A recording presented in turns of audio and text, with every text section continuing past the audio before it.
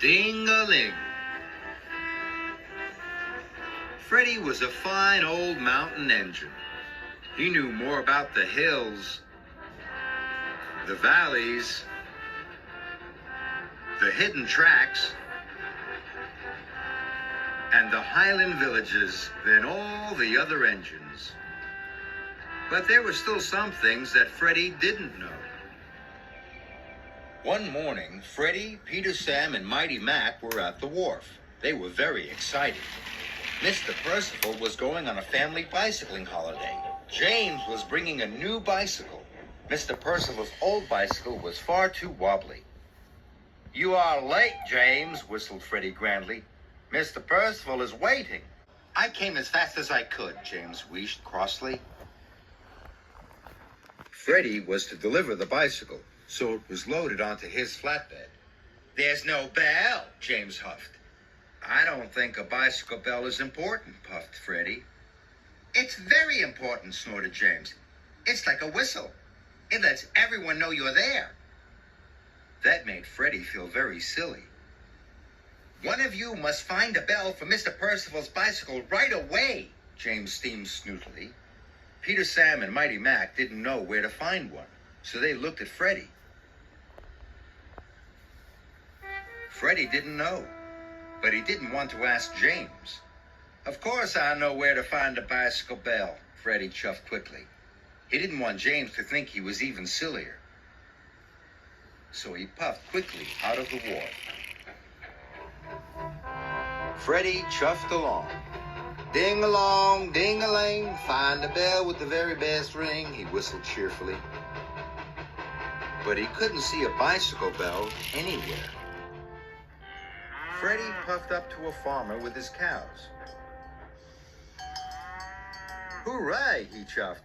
"A cowbell would be as good as a bicycle bell." The farmer hung the bell on the handlebar. Just then, Mighty Mac puffed up. The cowbell clanged. "Listen to that," chuffed Freddy proudly. "This is far better than a bicycle bell." But the cows didn't look up or even move. "The cows aren't taking any notice at all," huffed Mighty Mac. "That'll never do for a bicycle bell," he chuffed. Freddy felt silly, and he chuffed quickly on his way. Then Freddy puffed into Top Station. Cuffy the Clown was waiting there. Cuffy had a string of bells around his neck. They jingled and jangled when he moved. "Hooray!" Freddy chuffed. "Cuffy's bells will be as good as a bicycle bell." Cuffy hung the bells next to the cowbell. Just then, Peter Sam puffed up. The bells chimed and tinkled. "Listen to that," whistled Freddy proudly. "These are far better than a bicycle bell." But the children kept laughing with Cuffy. "The children aren't taking any notice at all," puffed Peter Sam. "They'll never do for a bicycle bell." Freddy felt even sillier. And again, he chuffed quickly away. Freddy had puffed all over the hills. It was getting late. "I will have to go back to the wharf," he steamed sadly, "and tell them all I can't find a bell."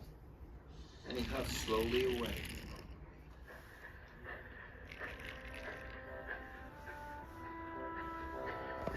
Freddy arrived at the wharf. He could see Peter Sam, Mighty Mac, and James. They were waiting for him. "I must find a bicycle bell somewhere before they see me," he puffed. And he chuffed quickly away from them.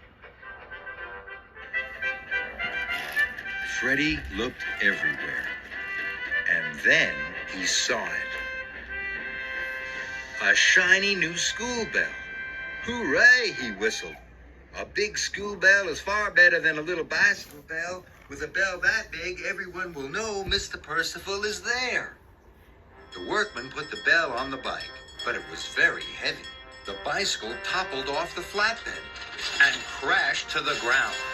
All the bells jingled and jangled. Peter Sam, Mighty Mac, and James heard the clatter and rushed over. The yard manager was very cross, and everyone looked at Freddy. Mr. Percival is waiting for his new bicycle, the yard manager said sternly. I'll have the bells taken off. Then you must deliver it to him. Freddy felt sillier than he had ever felt. Later, Freddy was puffing glumly out of the wharf. He met Thomas chuffing in. What's the matter, Freddy? Tooted Thomas. Freddy told Thomas everything that had happened. And it's all because I felt silly. Didn't ask James where to find a bicycle bell. Don't worry, Thomas whistled. I'm sure you'll find one soon. Suddenly, Freddy saw a bright new foghorn on Thomas's flatbed. Where are you taking that bright new foghorn? Freddy asked. It's not new. It's old, tooted Thomas. But it still works very well. It has been cleaned and painted. Now I know just what to do, Freddy cried excitedly. And he puffed quickly out of the wharf. Mr. Percival looked at his new bicycle. There's no bell, he gasped. Yes, there is, sir, Freddy whistled. I found the very best one for you. He asked the yard manager to take the old bell from the old bicycle. And the yard manager polished it once, then he polished it again, and put it on the new bicycle. It was as good as new. Mr. Percival was very happy. What a good idea, Freddy, he smiled. And James had to agree. Freddy didn't feel silly anymore. He felt very proud. Ding-A-Ling, rang Mr. Percival's bell. And Freddy toot-tooted back.